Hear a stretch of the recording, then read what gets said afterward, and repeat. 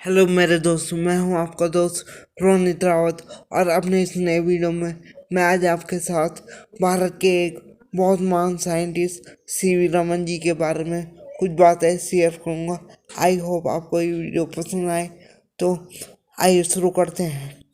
CV Raman यानी कि चंद्रशेखर वेंकट रमन जी का जन्म तमिलनाडु के चिरापल्ली शहर में 1888 को 7 नवंबर को भारत के एक साधारण ब्राह्मण परिवार में हुआ था। उनके पिता आर वेंकट रमन फिजिक्स और मैथ्स के एक बहुत अच्छे टीचर थे और उन्हें पढ़ने का बहुत शौक था। और इसी वजह से उनके घर ही में एक लाइब्रेरी थी और इसी मॉल में पले बड़े सीवी रमन जी को भी बचपन से ही पढ़ने का बहुत शौक था। उन्होंने बचपन में ही किताबों से दोस्ती कर ली थी और उन्हें साइंस में बहुत रुचि थी। और महज उन्होंने 11 साल की उम्र में अपनी 10वीं की परीक्षा पास की और इसके बाद 12वीं की परीक्षा 13 साल की उम्र में पास करने के बाद 1907 में उन्होंने मद्रास कॉलेज से एमएससी मास्टर्स की डिग्री भी ली और कॉलेज के दौरान ही उन्हें फिजिक्स में गोल्ड मेडल भी मिला। और इसके बाद 1907 में उन्होंने अपनी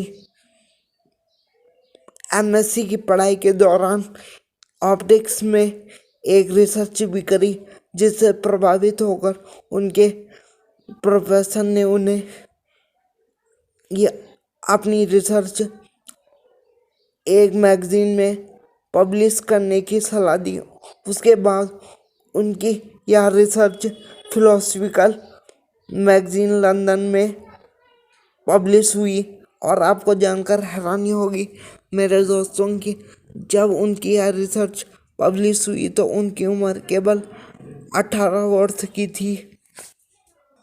और इसके बाद अपनी पढ़ाई पूरी करने के बाद 1907 में उनके टीचरों ने उनके पिताजी को सलाह दी कि सीवी रमन जी को आगे की पढ़ाई के लिए लंदन भेज दिया जाए, लेकिन वह अपने खराब स्वास्थ्य के कारण ऐसा न कर सके।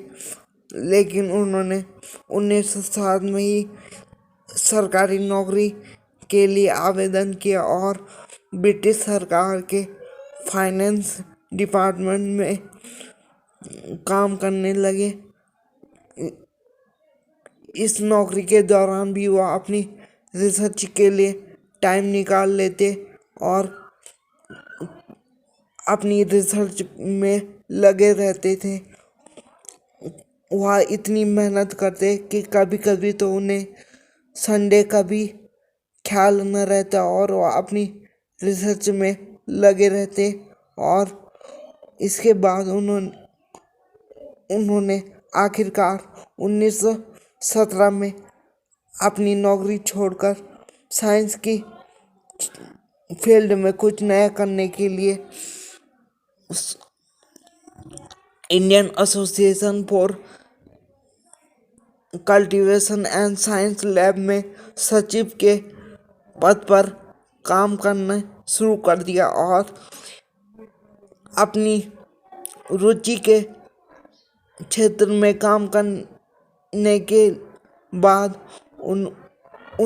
उनका मन काम में लगने लगा और वह अपना काम बहुत मन लगाकर करने लगे।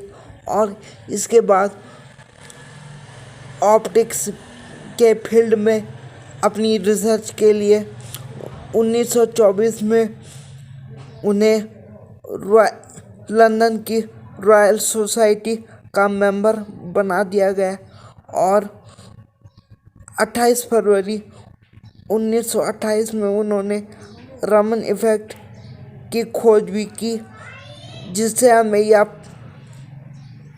पता चला कि समुद्र का पानी नीला क्यों होता है। और हमें यह भी पता चला कि जब लाइट बल्कि हमें यह पता भी चला कि लाइट जब किसी ट्रांसपेरेंट ऑब्जेक्ट में ट्रेवल करती है तो उसके बिहेवियर और नेचर में क्या इफ़ेक्ट आता है। और यह खोज ने साइंस के फील्ड में भारत को एक नई पहचान दिलाई और 1930 में उन्हें अपनी इसी खोज के लिए, रमन इफेक्ट की खोज के लिए, नोबेल प्राइज भी मिला। और उन जो हम आज साइंस डे मनाते हैं वह इसी खोज को सम्मान देने के लिए, रमन इफेक्ट को सम्मान देने के लिए बनाते हैं। और हम हर साल 28 फरवरी को साइंस डे इसलिए मनाते हैं। और 1954 में अपने अमूल्य योगदान के लिए, साइंस के फील्ड में अपने योगदान के लिए उन्हें भारत के सर्वोच्च सम्मान भारत रत्न से भी सम्मानित किया गया। और 1957 में उन्हें लेनिन पुरस्कार भी मिला। और इसके बाद 1948 तक उन्होंने इंडियन एसोसिएशन फॉर साइंस में भी काम किया। और इसके बाद 1970 में वह अपनी एक खोज करते हुए रिसर्च कर रहे थे जब उन्हें दिल का दौरा पड़ा और वह उनका देहांत हो गया और वह हमारे इस दुनिया को छोड़कर चले गए। दोस्तों, आज भले ही रमन जी हमारे बीच नहीं है, तब भी उनकी खोज हमें कुछ नया करने और अपनी बात पर विश्वास करने के लिए प्रेरित करती है और अपने जीवन में मुश्किलों से कभी हार न मानने के लिए प्रेरित करती है। आई होप आपको ये वीडियो पसंद आए होगी। तो मैं चलता हूँ, आपसे फिर मिलूँगा किसी नए टॉपिक पर नई वीडियो के साथ। थैंक यू मेरे दोस्तों, मैं हूँ आपका दोस्त।